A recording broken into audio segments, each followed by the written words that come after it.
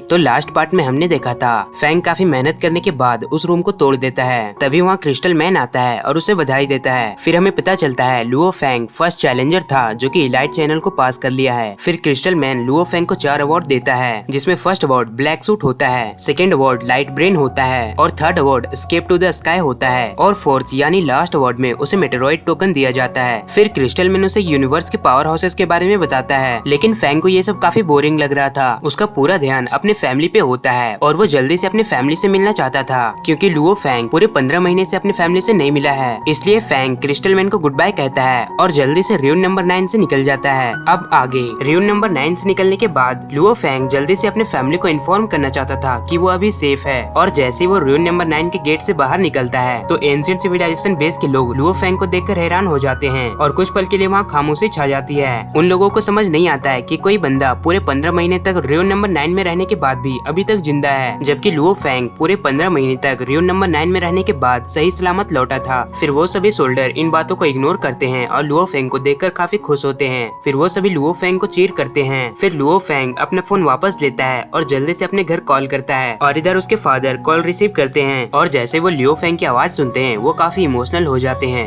Fang अपने family को बताता है कि वो अभी सेफ है। उसके बाद फैंग सुजिन को कॉल करता है और इस समय सुजिन खुद को रिमोट सिटी में हील कर रही थी। जब से वो लुओ फैंग का डेथ न्यूज सुनी थी वो डिप्रेशन में चली गई थी और यहाँ तक कि उसने अपने स्कूल को भी ड्रॉप आउट कर दिया था और इसलिए वो रिमोट सिटी खुद को हील करने के लिए आई थी। और जैसे ही वो देखती है कि कॉलर आईडी लुओ फैंग का है तो वो थोड़ा मुस्कुराती है और वो भी इमोशनल होकर कॉल रिसीव करती है। और जैसे वो लुओ फैंग का आवाज सुनती है वो नर्वस हो जाती है और उसकी आंखों से आंसू आने लगता है और वो फौरन अपने रूम से बाहर निकलती है और वो जल्दी से लुओ फैंग से मिलना चाहती थी, इसलिए वो डिसाइड करती है कि वो फौरन जैंगनियन सिटी जाएगी। और इधर हम देखते हैं होंग को ये न्यूज मिलती है कि लुओ फैंग रियून नंबर 9 से बाहर आ गया है। तो होंग जल्दी से अपने प्राइवेट प्लेन से लुओ फैंग को मिलने जाता है और होंग जो कि अर्थ का सबसे पावरफुल पर्सन है वो कभी किसी से अपने प्राइवेट प्लेन से मिलने नहीं गया था, लेकिन इस बार वो लुओ फैंग से मिलने जाता है। फिर प्लेन में होंग और लुओ फैंग में बातचीत होती है। लुओ फैंग बताता है कि कैसे उसने रियून नंबर 9 को एक्सपीरियंस किया और वो मेटेरॉइड वंशज और क्रिस्टल मैन के बारे में कुछ भी डिस्कस नहीं करता है, क्योंकि उसने क्रिस्टल मैन से पहले ही प्रॉमिस किया था कि वो इस इन्फॉर्मेशन को डिस्क्लोज नहीं करेगा, इसे सीक्रेट ही रखेगा। और फाइनली लुओ फैंग अपने घर पहुंच जाता है और वो अपने फैमिली को देखकर काफी खुश होता है। इतने सालों बाद वो अपने पेरेंट्स और यंगर ब्रदर को देखकर काफी इमोशनल हो जाता है। उसके मोम का फेस मुरझाया हुआ था और वो 10 साल ओल्डर लग रही थी और उसके फादर जख्मी हालत में बेड पे पड़े हुए थे।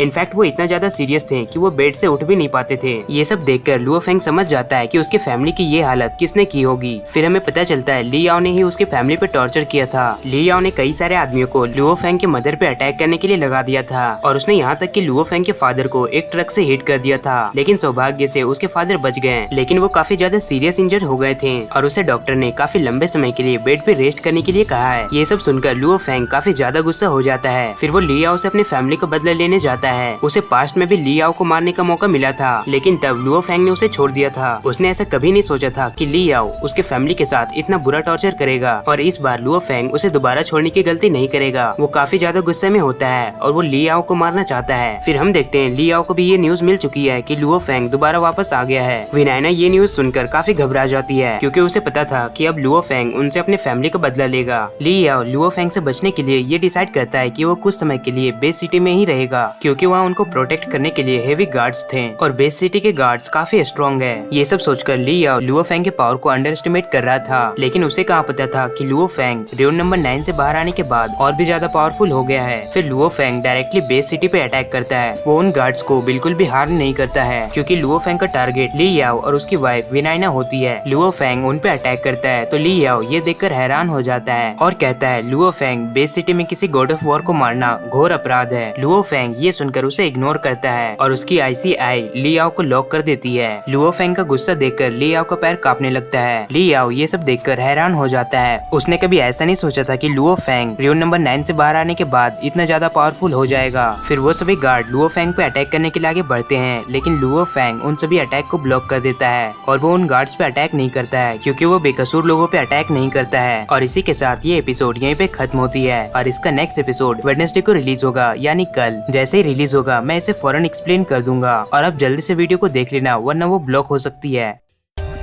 For more updates, subscribe to our channel, click the show links and enjoy watching the videos.